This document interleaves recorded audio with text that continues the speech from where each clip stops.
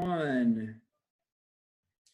Hello, everybody. It's the Melon Man here today, and I'm here with Akahi today, a special guest because, I have been moving in this direction ever since I read a book by Dr. Arnold Ehret. I've been inspired by this body of work that leads people to reach back to the energy that is within them, to be moving back towards the prana, towards the chi, towards our love energy that is within us. And it's the same energy that is available to everyone on this planet. It's the same energy that holds this planet in orbit.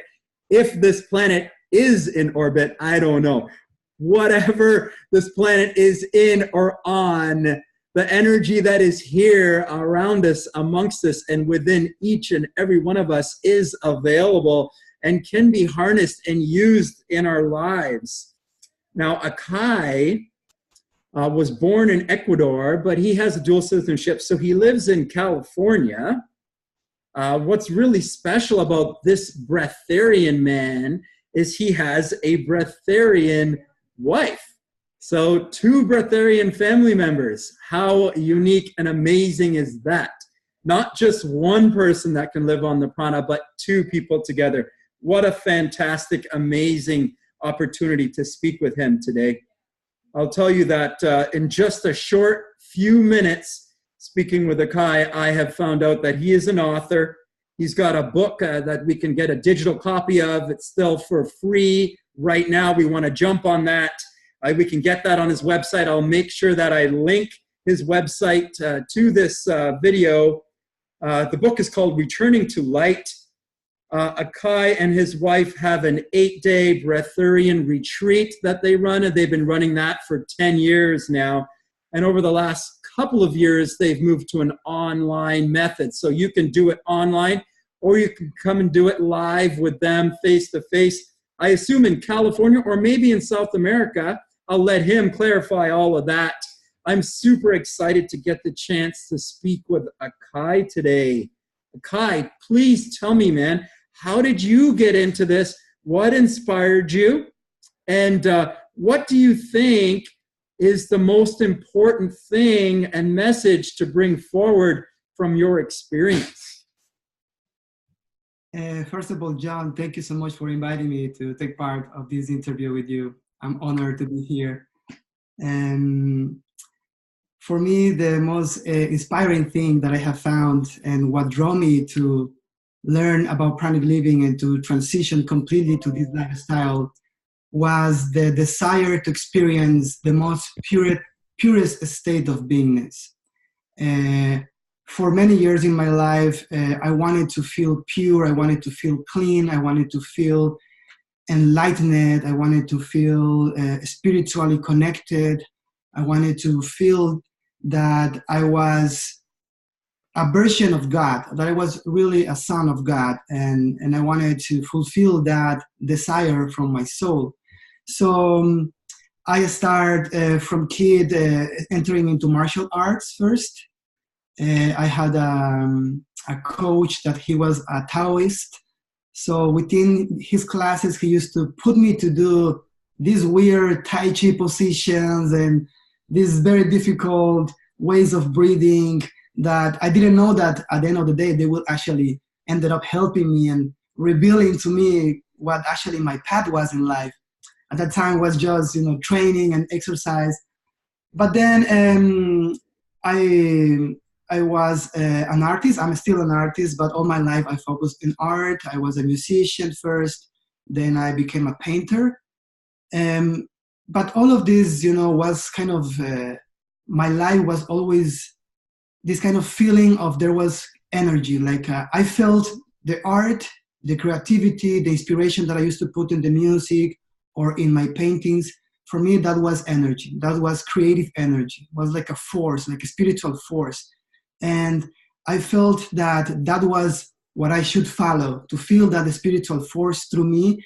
And at that time it was art, but I knew that it will, evolve and change and advance through my life. So I began to learn about metaphysics.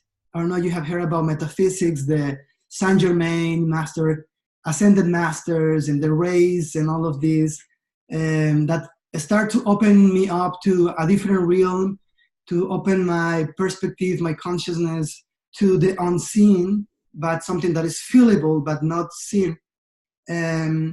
So I decided to travel through South America. I decided to learn more. And in South America, I was born in Ecuador, that is part of a very long culture of shamans, is a long culture of connection with the cosmos because of the culture of the Incas and the Tiahuanacotas and the Quechuas and the different cultures that were super connected to the sun. For example, in South America, in Ecuador, the sun is the god. In the cultures, they call it Inti Huiracocha, that represents, or it means the lake of great wisdom. That is the sun. So there is a lot of temples and a lot of rituals that are all about receiving the energy of the sun into our bodies. So while I was traveling in South America, I began to discover these amazing ceremonies with people, and the way how they approach life and the way how they approach nature. And I realized that in countries like Bolivia, for example, they have a different meaning of nature. They have a very deep connection and appreciation with the elements. They have a name from each thing that is alive, that is in their own language, but is more like an emotional language with all things that are in nature. I learned about Pacha, that is, maybe you have heard about Pachamama, yeah? Yes. But yes. Pacha is the energy that is like the Prana, yeah? Because, for example, we have the Pachamama, that is the Mother Earth, and as well we have the Unku Pacha, that is the Father Cosmos, yeah? Unku Pacha. Yeah, but Pacha is the link, the energy that links our Earth real with the cosmic realm. So as people call Prana, or people call Chi to this energy, in South America we call it Pacha. So I was learning about Pacha and about the elements that create Pacha, and I began to have this intention to travel and met like really wise shamans. And in my travel, I met people that somehow point me in the right direction to meet these amazing shamans. And for example, I met one in Bolivia, in Tiahuanaco, in which there is a temple of the Tiahuanaco there, temples from the Atlantida, actually, and the Lemurian times. Maybe one day you can go to visit. It's incredible platforms with monoliths and underground cities. It's amazing. Wow. I was traveling there because there is a ceremony about the solstice in which there is a door made of rock, and the sun pass through to this door in the early morning, and you have to be there receiving the light in your eyes, in your hands. It's an amazing ceremony. So I went to look for this shaman, and I met him, and he taught me things. I can share with you maybe how these people teach, how they see life in different ways. So for example, I went to arrive him, and he invited me to eat something. At that time, I was not already a breatharian. I was still in my transitioning into it. The way how they eat is very simple, and the way how I was eating also through my travels was very simple. So just like potatoes and corn, he just opened up a fabric in which he had potatoes and some corn, and we sit in the grass and we begin to eat together. And he started asking me, first of all, he asked me about my wife, about my girlfriend. At that time was my girlfriend. He asked me about our relationship and how we are going. And I shared with him about, for example, that my wife was always talking about having babies, but I was not kind of ready for that. And he began to teach me something right away. For example, he pointed me to some cows And he said, you know, and there was these big cows, you know, and they looked like they were like older or like mature cows. Of course, before he asked me for the age of my girlfriend, that now is my wife, at that time she was like 21.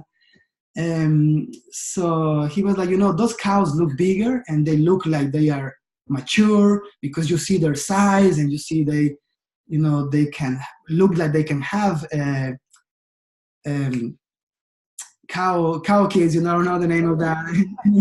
Calves, yeah. What was that? Calves. Calves, okay. Thank you for correcting me.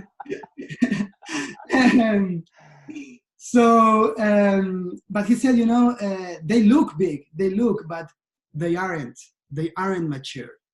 Sometimes our body can look mature and can look like it's strong because it has a specific age, a specific mass, but there is another energy, another power that he called the pacha that has to install fully in the body, and the body has to really embrace the full potential of this energy and store the right amount of this energy to be able to last longer and to mature. Yeah. So he kind of, with that little conversation, he told me that I have to learn to wait for the right time for the things to mature and not just to take them at the way how they look at the first view. Yeah. Mm-hmm. So just little clues. Yeah. Also after that, he asked me, for example, why you came here.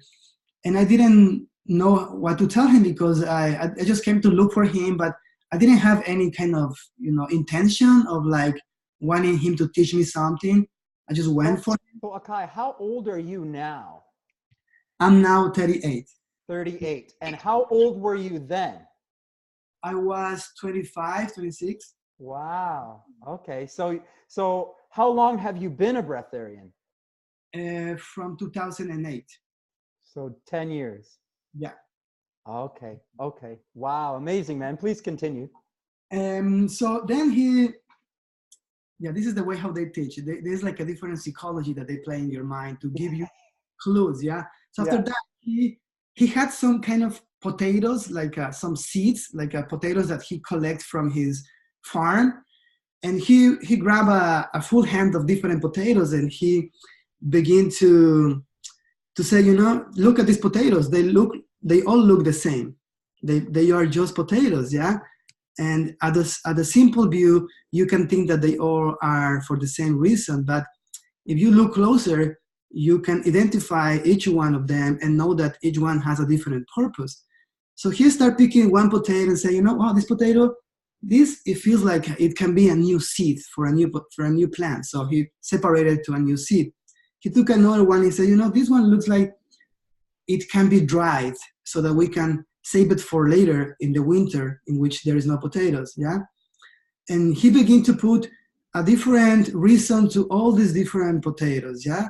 Ones that were ready for eating now, ones to save, ones to become seeds, one to give to the friends, one to give to the community. You know, so they all have a reason. You know, we all look the same, but we all have different reasons when we look closer. And he said, you know what is your reason? And I was like, I just like to travel and to encounter good people. And I have been learning all of this about things about healing and about empowering. And he was like, you know, you are a spiritual guide. That was the first time that you know, somebody told me that. And I didn't took it like, I kind of resisted because I didn't feel ready for that. And it kind of like, it didn't resonate with me. But somehow he just, you know, give me like my purpose. Somehow he kind of felt that was my purpose, yeah? At the way how he was teaching me with the potatoes, you know, and making me understand that I have to accept my own purpose. And so I realized that I have to maybe look in that possibility, that if he's telling me that from a point of view of a shaman and a master, I should give a little chance to look to that possibility, yeah?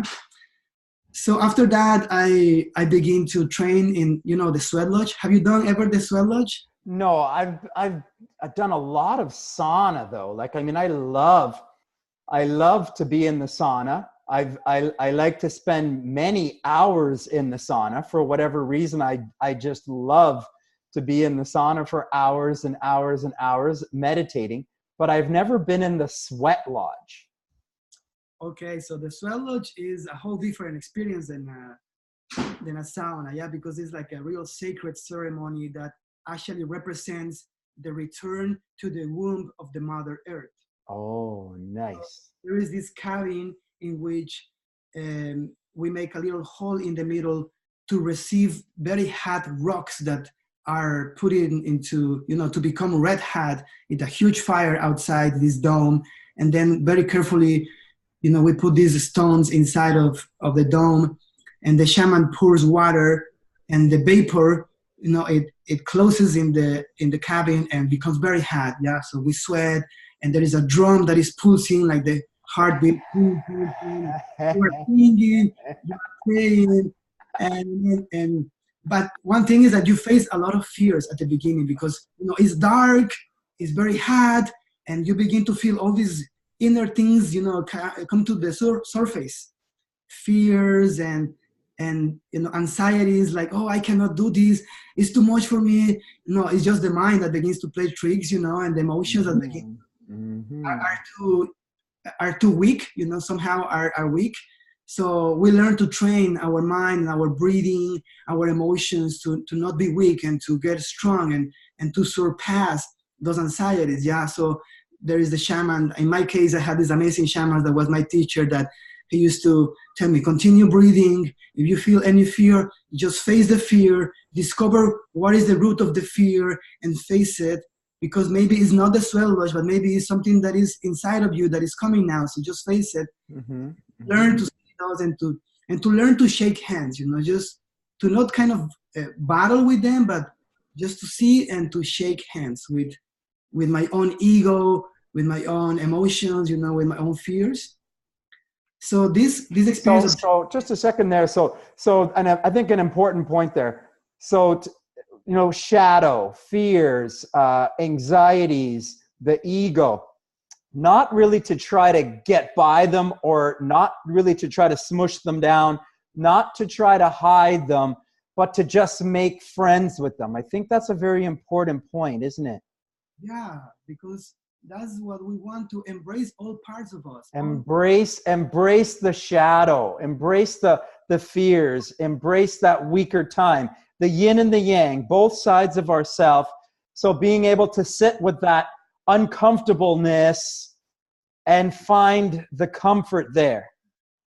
Exactly. Yeah, and you have to, because there is no way out. You have to learn in that situation. When you are inside of the sweat lodge, you found a way. You found a way to center yourself. And yes, the more you repeat, more your strength is more stable, more your embrace of those areas of your being are stable. Yeah. So you have to kind of get into those experiences again and again. And that's why often we're thrust into kind of the similar situations, because maybe we're avoiding it, or we're afraid of it, or we're trying to hold it down, or we're trying to stay away from it.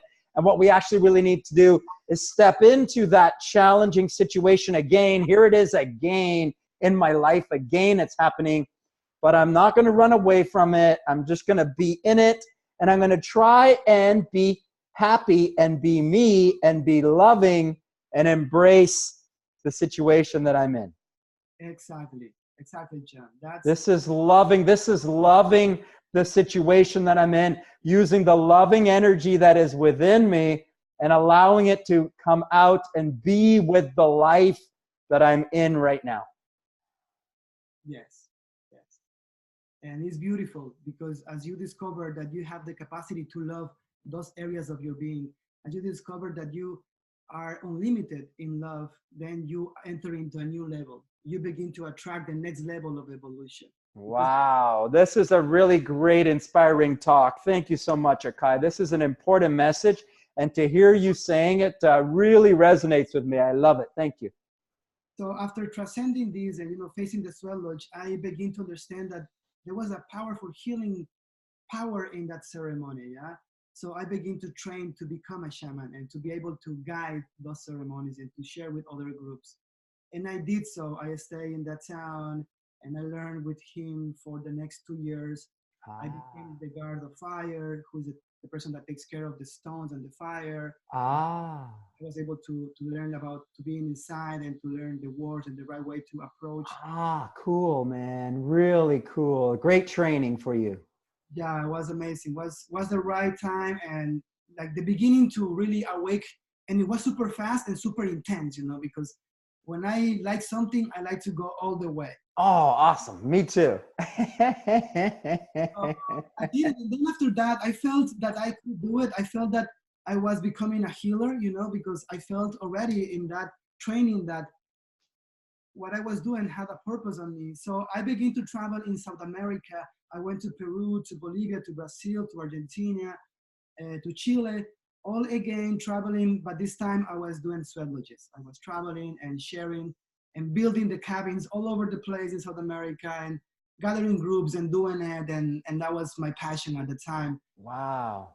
But also at the same time, I used to be an artist, as I told you, and a painter. So I was in South America and I didn't want to lose my time just doing one thing. I felt that I could do more things. So I created a project that was about teaching art to kids in the most remote towns in South America, in the jungle, in the Andes, where there is no art, there is not this kind of approach or education about it.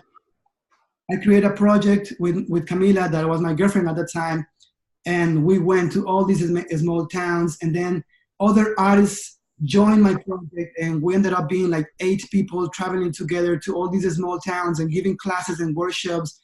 And so it was a combination of teaching art to kids and, you know, being in the small communities and with the real people, you know, eating what they eat in the jungle, you know, bathing in the river, sleeping in tent, cooking in the fire, you know, being barefoot and living. So were you living without money, basically? Living without money?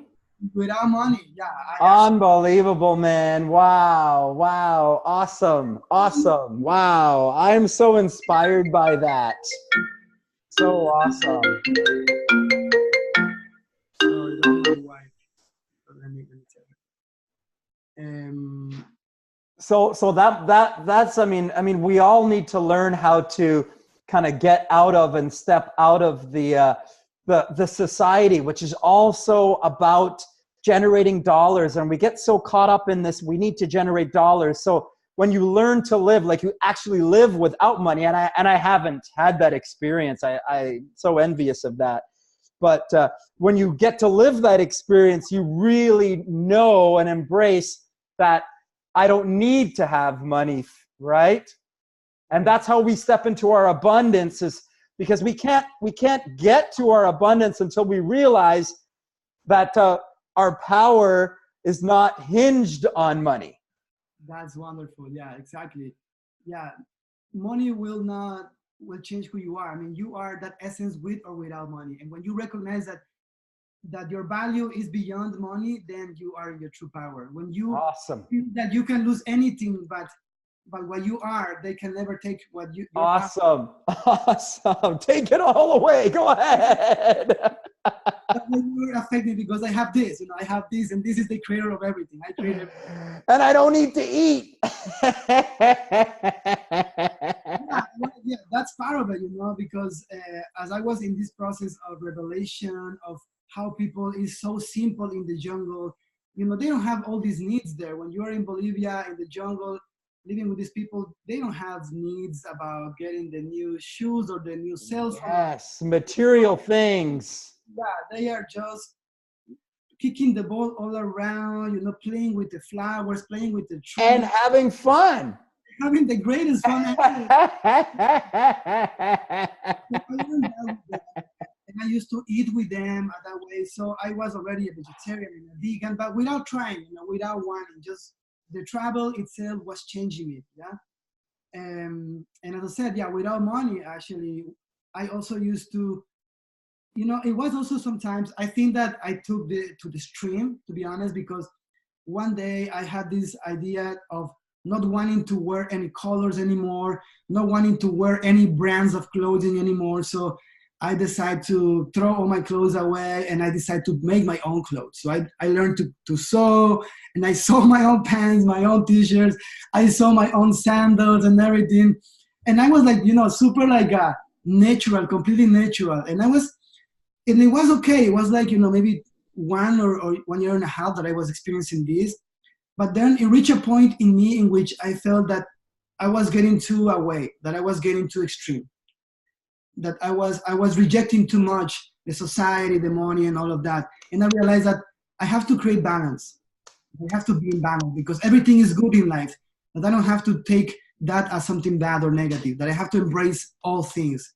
So I begin to switch back. That's interesting. That's interesting because if you look at the story of the Buddha, and he went into the bush and he was studying aesthetics for years, and he wasn't eating, and he came down to skin and bones, and then all of a sudden he realized like this is not the experience either.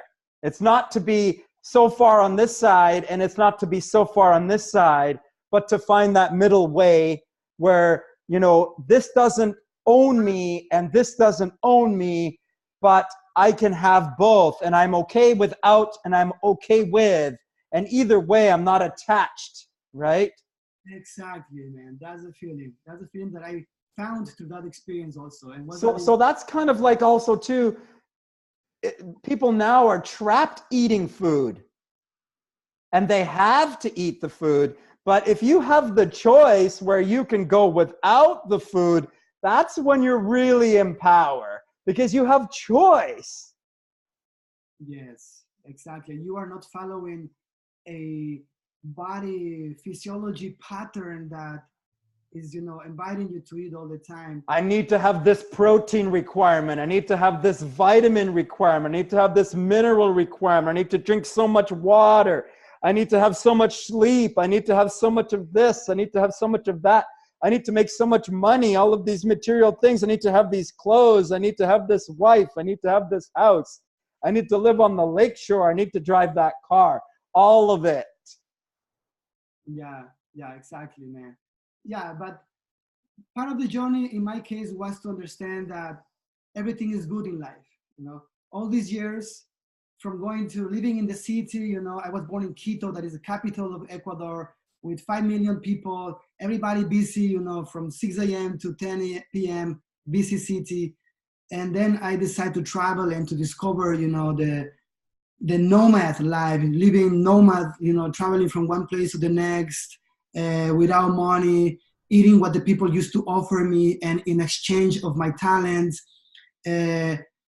All these years, it took me to understand that, there is we don't need to reach any extremes. All extremes are dangerous. We have to just follow the state in which we are in the safe spot, in the middle, in the balance. So after this traveling, I was in a beautiful state. Imagine that when you do this kind of work, when you are healing people and you are teaching art to kids and you are living in this kind of community, you feel so good. You feel like that you are living the best life. I felt like that at that time. I felt that I was in the right track, in the right path to fulfill my mission as a giver instead of a taker. Yeah. Because also this is important. A certain moment of my travel, I realized that I was a taker and not a giver. Mm-hmm. Yeah. Because the society somehow had taught me to be a taker. Yes. And I realized that, and I said, no, I want to change this. And that's when I teach art and all of that. So I was enjoying the benefits of being a giver at the time, giving art. I like what you've said there. You made a decision. You became consciously aware of it, and you decided that you didn't like that about yourself, and you chose to become a different person, and you chose to ask for the guidance and the wisdom and how to become a different person. And you committed to doing the things that you needed to do with your mind and your word and your action in order to become that different person.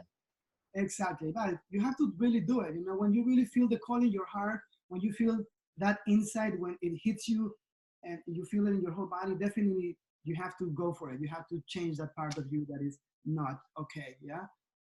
because sometimes just one little change can direct the course of our life.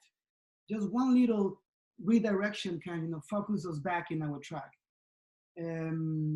So when I was, enjoying the benefits of being a giver and sharing all these amazing things, I felt that because of what I was doing, because what I have achieved as a human being, not economically, but as a beingness, I felt that the Bretharian, the pranic living process came to look for me.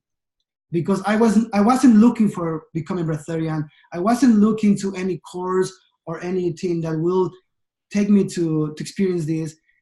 It just came to me. I was in my house. Yes. I was in my house just, resting, and one lady came to my house and said, "Hey, I'm looking for a place to do the 21-day process to become Bretharian." I was like, "Hey, what is that thing? What is that?" And she explained me about it and what it was. And I felt the potential of a tremendous purification of the body through that long-term fast. And as well, I felt that will clean, energetic centers to a new state of amplification of them. So I saw potential in that, and what she presented to me, the Bretharian process that at that time used to be 1 day, yeah? So she ended up renting a house very close to me as my neighbor, and she called another friend that have done it before so he can help her and take care of her while she was doing her 21-day process, yeah? And through all these days, I was able to see them and to watch her, going through her experience and, learning about that, what really means, what really is about. And I felt that there was potential, so I decided to try 4 days by myself without telling anyone. I wake up, I went without fasting, never before. Was my first time fasting, wow. Never experienced. I just wake up and say, I'm going for it today because I felt there is something going on here. A decision, a commitment, a desire, an energy, a commitment, and follow through. I like it, man. Yes, and I did it. That the first day was dry fast, and at the middle of the day, I was kind of feeling the sensation of hunger because I have never fasted before. But I decided to go to work. So at that time, I used to build an organic house for the community because I was teaching with kids art, and I buy a little piece of land in Bolivia, and I decided to build a community house for them. So I was building this house with adobe, digging the earth and mixing with mud and getting my hands dirty, So I was like feeling the hunger, but I went to work and I was like, I want to do this thing, And wow. By working and putting my focus in my actions, the hunger faded away. The day went through. I was already in the nighttime, and it was like, wow, my first day without food, without drinks. I finished it. I was so happy because, I was just empowered just by 1 day because somehow I went beyond my limits. I went beyond what I thought that I couldn't do, but I did it. And that was an amazing amount of force that I gained that day. So the next day I said, I want to do it again, but I want to be gentle with myself. So I want to do only liquids. So I did 3 days of liquids. Yeah. So it was a full 4 days experience. And in these 4 days, I began to meditate. I began to practice what I learned with the shamans about the breathing and to feel the connection with the Pacha elements and to feel the air and the wind and to communicate with the elements because they told me that I can talk to them, that I can communicate with these energies. So I began to kind of put in practice what I learned with them.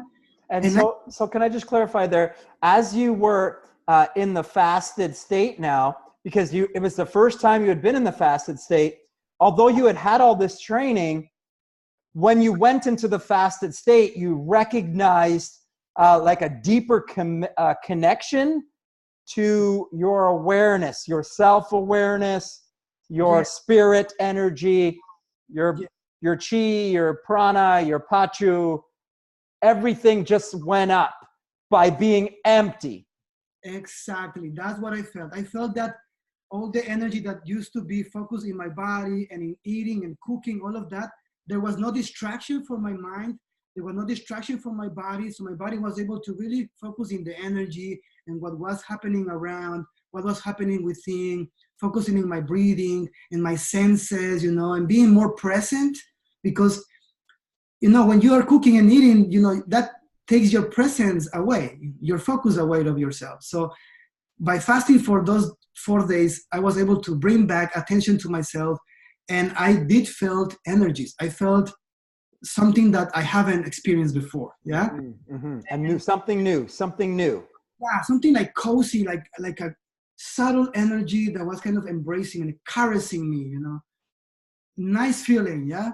Yeah. So I said, wow, this is good. There is something else. I'm going to try this. So I decided to prepare.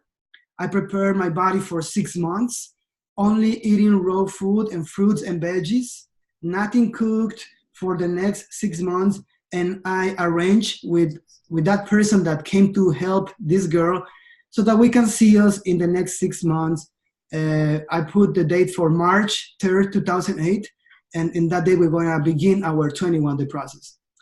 So I prepared my body. My wife came from the States, and together we prepared our bodies and we did the process. We get married on February 14th. We got married. And then in March 3rd. I'm married on February 14th as well, too. That's amazing. How many years have you been married? I married in 2008. So it's 10 years. 10 years. Yeah, because actually our process, our 21-day process was our honeymoon. Ah. Because we were like, okay, what we do as a honeymoon, like travel or buying stuff. No, let's do something that is good for us. Let's do so good. So good. Like a gift that is for our soul, for our body. Man, I love that, man. I love that. So we went for the process at our honeymoon, and it was amazing. And it was, I have done ayahuasca and San Pedro cactus and the swell lodging. Okay, we have to talk about San Pedro and ayahuasca. I went to Peru to drink these two herbs. You used it in your 21-day process? No. That was before I did the process. Always before. Okay. Yeah. Let's shine the light on this. I've never really shared this before. San Pedro and ayahuasca. I went down to Peru. I think it's 3 years now since I went down, and I went down to be with a friend who was involved with a shaman down there who was drinking ayahuasca, and invited me to come down and try, and then introduced me to San Pedro, which I wasn't familiar with. Can you highlight that and talk a little bit about that and tell me a little bit more and share your experience and knowledge about that? Wonderful, yeah. First of all, San Pedro, ayahuasca are like sacred plants of the Andes. Plants that have been honored for many years and hundreds of years by shamans and cultural people. It's part of South America somehow, yeah. And the San Pedro is a cactus, yeah. It's a cactus that has a beautiful flower. It's a big cactus and a strong cactus that only grows in the dry and highlands, yeah. The cactus, I don't need to talk about how to cook it, how to prepare it, but I can tell you about what it does in the body, what kind of benefits, yeah. For example, the cactus of San Pedro is a plant that is more gentle, is softer with the being. So it's always recommended to take it in the after night, for example, around 12 p.m.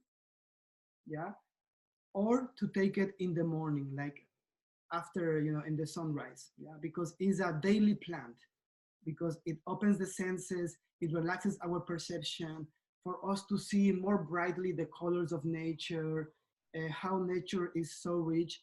And as well, the San Pedro has a spiritual property that is about giving you the chance to have a self-study. So I found that so much.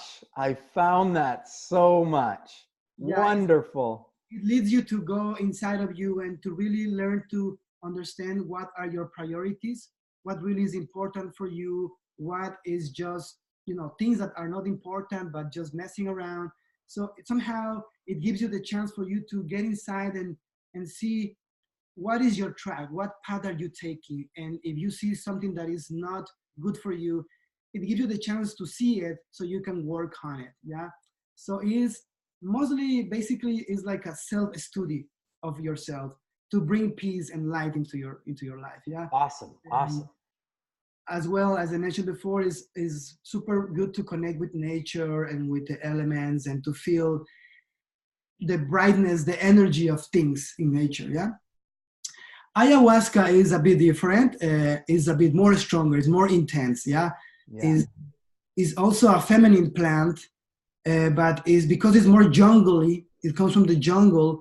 Is more wild. Yeah. So it doesn't measure. The plant doesn't measure so well where it's gonna take you.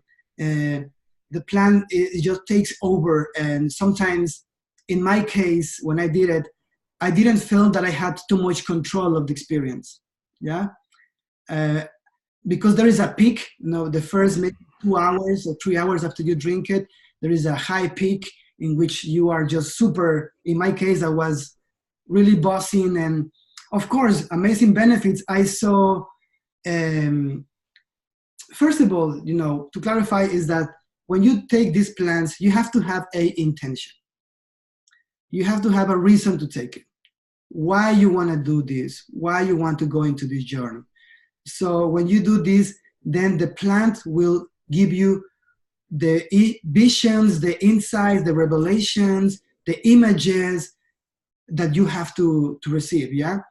And in my case, I just had my son. So my son was like 6 months old, and he was also with us taking ayahuasca. He took one drop under his tongue. Wow. Wow. That's what the shamans do for Wow. the kids to open to their senses and their consciousness. Wow. So when I went to the ceremony, I went with intention to know what is my next step in my life, what I should do now, you know. And it was perfect because the plant told me what I need to do. It was just to be a dad, and to be the best dad ever, and to let go all of the other drama away and just to be a dad, you know, because now that was my time. So I felt that ayahuasca has also the same potential to give you clarity in your decisions, to give you like a visual experience or like a vision about your closest future, or something that you need to organize in your life.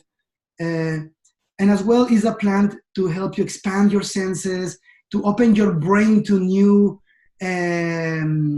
perception and sensoriality and higher consciousness as well. But it's like super intense for the first 3-4 hours. And then it will begin to lose up and fade away. And when it begins to fade, is mostly about nature and connecting with the elements of nature and the energies around us and within us. It lasts a long time. It lasts a long time. I felt like for 3 or 4 days, I was still feeling this plant in my body. Yeah, it takes some time after. Definitely it will take around 3 to 4 days for it to see it completely. Yeah. But yeah, there are good plants. They are just sacred plants, and I always recommend it. But when it's done in the right way, with the right shaman, with the right heart intention. Right. Right. Yes. Not ever use this as a drug or as no. a Right. No, this is right. sacred medicine that Yes. has shamanic powers and has to be. Yes. Yes. To be treated properly with respect. Yes. Yes. So that way it's going to give you also the good things. Now before we've almost been talking for an hour, and I don't think we've even talked about the fact that you don't eat food. So we got to get to this. We got to get to, how often do you eat? Do you drink water? How often? Share a little bit about this with us, Akahi. Okay, so as I mentioned, it has been 10 days from when I started, like living on Prana consciously. But in these 10 years, it had been fluctuating. I have been adapting it differently depending on my circumstances. For example, the first 3 years, because I didn't have kids, I was just single, wife. We had full time to explore, to experience, to do crazy stuff. We went 3 years without eating. Wow. Just, 3 years without food. yeah, that was the first from 2008 until 2011, almost 2012. Yeah. So now, did you drink water in that time? At that time, we used to drink water and very diluted juices to create some flavor because the water Just want taste. You just want taste. exactly, yeah, because the water, yeah. To give up the sense of taste. This is the thing that, like, we can go without the food, but it's like life has lost something when we're given up the taste, right? Yeah, it feels like we were kind of not lacking, but saying no to something that we don't need to say no. Yeah, like, why do you have to say no? Exactly. So that's why we used to combine any kind of fruit that we were attracted to with a lot of water and blend it and drink that, lots of that. Yeah, I used to drink 4 liters, 5 liters of juice at that time and water. Yeah, combine it. But then, when my wife became pregnant, we said, okay, now this is different because, we want to have kids and maybe we want to feel different, or maybe she's going to feel different about her pregnancy. Maybe she want to eat something while she was pregnant. Mm-hmm. No change, we stay still. Camilla went all her pregnancy living on Prana.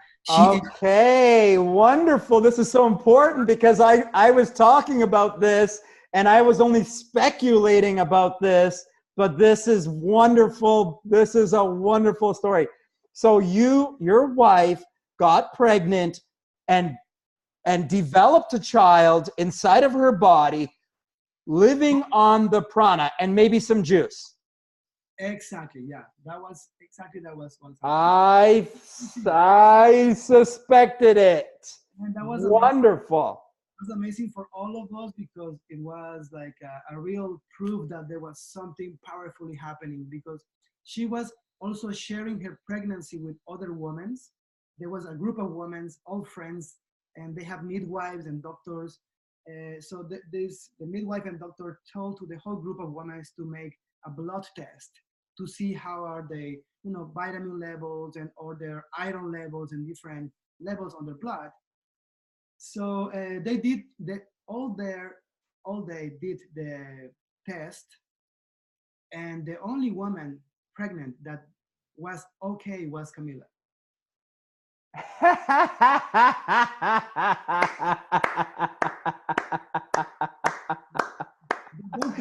The only one that had their minerals and everything in the right place was the woman that wasn't ingesting any minerals or any vitamins or any food or anything material at all. Exactly. It was incredible. And because, these girls used to drink their green juices in the morning. Right. Yes. And Camilla was like, I'm not into that. I just don't like the flavor of the green juices. I just, she was just happy with what we both were happy with what were feeling in our bodies. Our bodies were feeling okay. So there was not any worry about it, And of course, when this blood test came out, for me and Camilla was like, oh, this is awesome. Now we know that everything is okay. You are perfect. Yeah. That was the verification that. Yeah, and as well for the doctors and the midwife that was following the pregnancy, they were like, wow, this is what is happening here, guys. This is something serious. She's a Bretharian and she has the best results. What is going on here? Actually, there is an interview of us that we did at that time in an international television channel, is on YouTube, in which Camilla talks about it. And there is a midwife also talking about how surprising this is. I think I may have seen that a long time ago, but again, I didn't connect with you guys, and I think it was many years ago, right? Yeah, that was. So I didn't know it was you, man. Wow, man, amazing. So yeah, but when our son was born, after maybe like his first year, he began to eat. We felt that he wanted to try some fruits because he saw also other kids eating. Yeah. to move, to see, to cut. But the baby grew without any food? Man, super good, super healthy. He was so chubby, man, incredible. The baby grew and was chubby without feeding. Man, was incredibly chubby.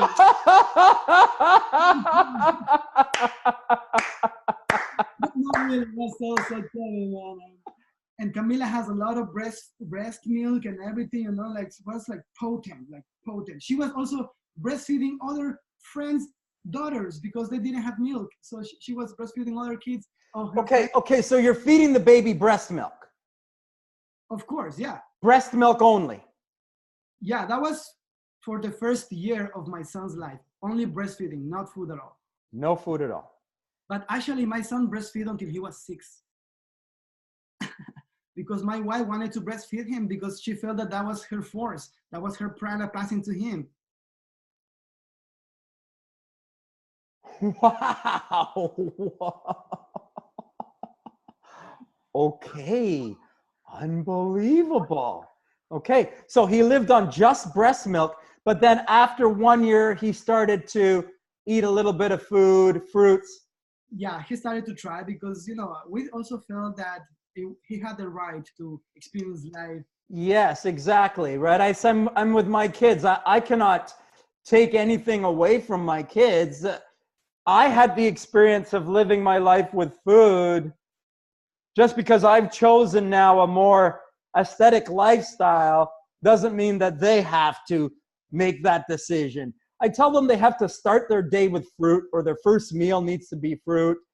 I say, if you're going to eat that crap, I want you to have some fruit first. But beyond that, I don't really, force them too much, right? Not at all, man. Actually, with Camila, because we felt that we were Bretharians and that we want to be, criticized, Yes, exactly. Just Judgment from everybody else in society all of the time about what's wrong with what you're doing. Meanwhile, you're leaner, you're stronger, you're more energetic, you're healthier, you're more alert, you sleep less, and you're feeling better than everybody else, but they're criticizing you nevertheless. Yeah, but we don't want our kids to have to carry any of that. We just allow them to enjoy all kinds of food. And that's how we started. Now it's different. But that's how we learn to be flexible somehow, yeah, because as our kid was growing and he felt more attracted to experience different things with kids and in different, play activities in his kindergarten and things like that. So we realized that we had to be flexible and let them eat. Also because, it's important for the kids to eat everything so they create a good connection with food instead of having allergies, because when you begin to think that food is bad, or you begin to put thoughts in kids' mind about different foods are good or bad, they will develop some kind of allergy, some kind of resistance to specific foods. And we felt that we can avoid all of that just by giving permission to our kids to eat anything that they want, so they have a good connection with the food and they have a healthy life, and they can eat anything without having rejections from their body, yeah? And when they're ready, they can choose as adults to do as they please. Exactly. I agree. Good. And because of that, we decide to be flexible and to begin to eat when they want, because also our kids at the beginning, they were like, "Hey, Daddy, come eat something with me," Or, Yeah. So, I eat with my family on Sundays, and basically 6 days of the week, I usually just eat once a day, and I just usually have a fruit and some fruit smoothies once a day. And some days I'll fast and go for a day or two without food, but mostly I eat once a day, and I just eat some fruit and some fruit juices. But on Sunday, I get together with my family, and I have vegetables, and I have some rice with my family. And good. So now at this moment, I eat whenever I want, but I never eat meats or something like that. Always like plant-based. Yeah.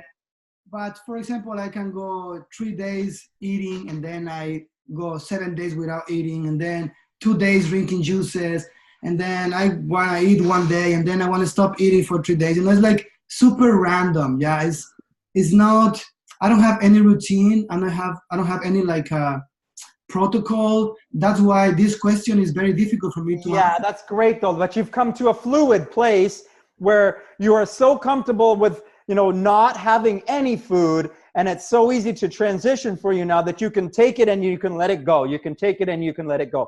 And, for me right now, I find if like we had a long weekend in Canada here the other weekend and I ate for 4 days in a row, and then I found it hard to stop eating again. Like there was like a real desire and a want for that cooked food again. So I still have a lot of attachment to food that has to be kind of broken and dismantled. I really appreciate what you've done, Akahi. Amazing story. I really look forward to getting a chance to maybe talk with your wife as well too. Yeah, that would So be nice. I'm going to want to try to see if we can corner her for maybe next week and we can talk some more about this. I don't want to keep you too much longer here because we're kind of getting up to that hour, and I want to make it short enough that people don't want to not listen to us. Well, I want to make sure that I shine a light on your book, Returning to Light, and people can get that on your website. It's a download for free. Yeah, just go to my website, and at the end of the page is gonna be a banner that says, just add your name and email and download the. Perfect. So we'll make sure we attach the link to your website here so people can get a copy of your book. And when would be your next 8-day Bretharian retreat? When is that? We have our next live retreat is going to be in Paris, but it's already full. The next one is going to be here in California in December 1st in San Francisco, December 1st. But also people can join the next event in Paris, and they can broadcast it to their homes, to their computers, and watch the whole thing and take part of it online.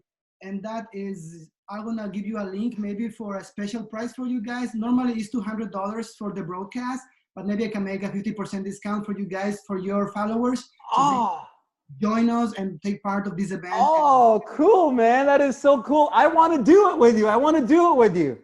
And you have to do it. I want to do it, man. I'm doing it. This is it. Yeah. I've been wanting to do this, man. I want to do it. When is it? This is going to be October 12th. Okay, I'm on. You have 1 month to prepare. Okay, I'm on, brother. I'm doing it. I'm doing it with you. Okay. I'm committing right here. Awesome. Akahi, man, awesome talking to you. Make sure you send me the links to your website and everything that I need to get on side with you. We'll talk some more. I'm going to connect with your wife for next week. And we'll showcase what you're doing, man, and I'll share it with all of my friends. I love what you're doing. I love what you've done. I love your message for the world, man. Keep on going and shining your light, brother. Thank you, brother. Thank you for inviting me to this amazing conversation. Awesome.